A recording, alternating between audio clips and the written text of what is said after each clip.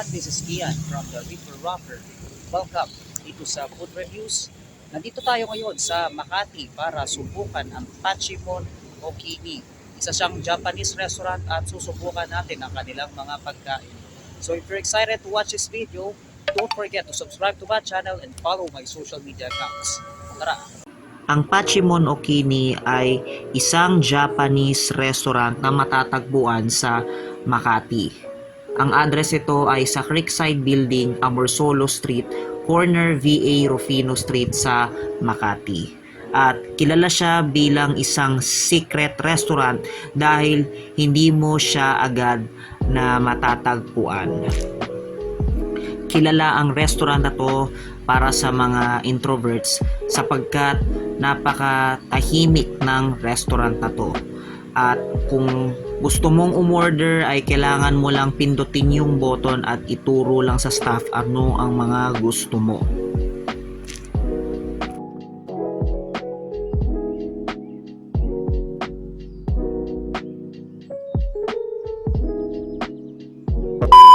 So ayan, nandito tayo ngayon sa Pachimon Okini.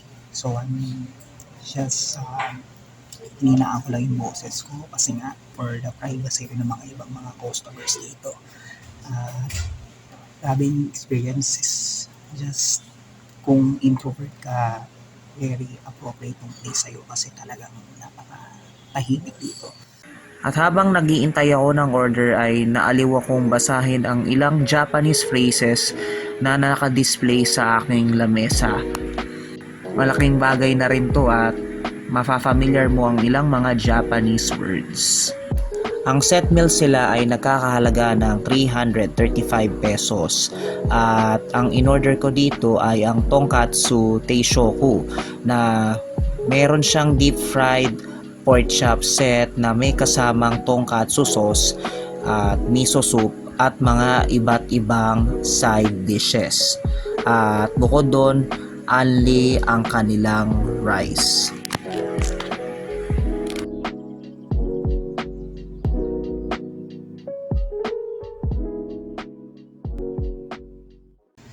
So ayan, dumating na ang order natin kaya susubukan na natin itong mga pagkain. Excited na ako. So let's start dito sa pinaka main dish na tonkatsu nila. It's really slice. Makita ko sa inyo yung tonkatsu. Siya. Yes, palaman siya. Alright. So let's take a dip on that. Teriyaki sauce. Itadakimasu.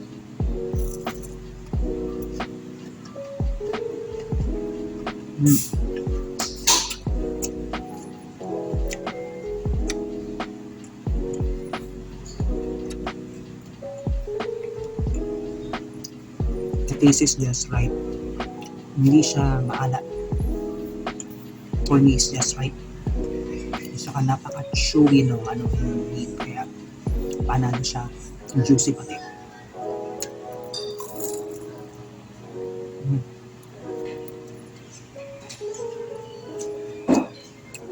Also the breading is crispy, kaya panalo.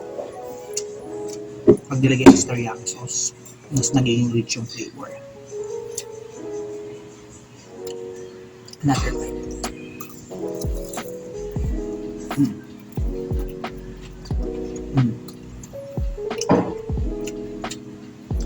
Oh, let's go on with the rice. Fairness, maraming serving rice.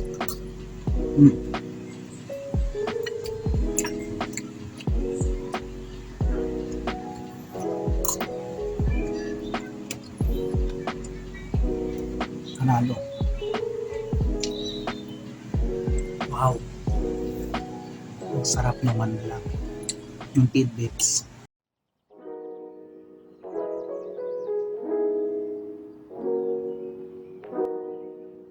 Masarap din yung mixed vegetables nila at sinama ko to sa kanin at talagang nag-enjoy din ako. Masarap din yung kanilang miso soup. Nakaka-relax at the same time nakakatanggal din ng suya. Lalo na kumakain ako ng pork, nakakatanggal din siya ng umami. so far sa lahat ng mga nakain kong miso soup, siya yung pinaka-the best. Gusto ko rin yung Japanese cabbage sa salad at talagang nag-enjoy ako at pinapartner ko din to dun sa tonkatsu nila. At ang ganda ng combination pag sinabay mo siya alongside with rice. So far dun sa price, na-experience man yung authentic na Japanese dining experience. Kaya for me, okay na okay siya.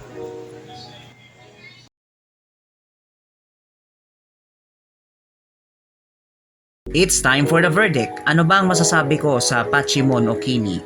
So, masasabi ko talaga yung mga pagkain nila dito ay panalo. Yung tonkatsu ay napaka-juicy at gustong-gusto ko yung breading. At the same time, yung shredded cabbage yung favorite ko dito na side dish. Ang sarap niyang ihalo kasabay ng tonkatsu kasama ng rice.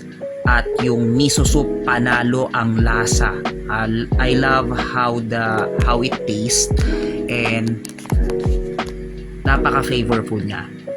And last but not the least, yung experience na makakain ka ng may solitude, napaka-solid ng experience at one of a kind. So, i-rate ko sa restaurant na to ay 5 out of 5.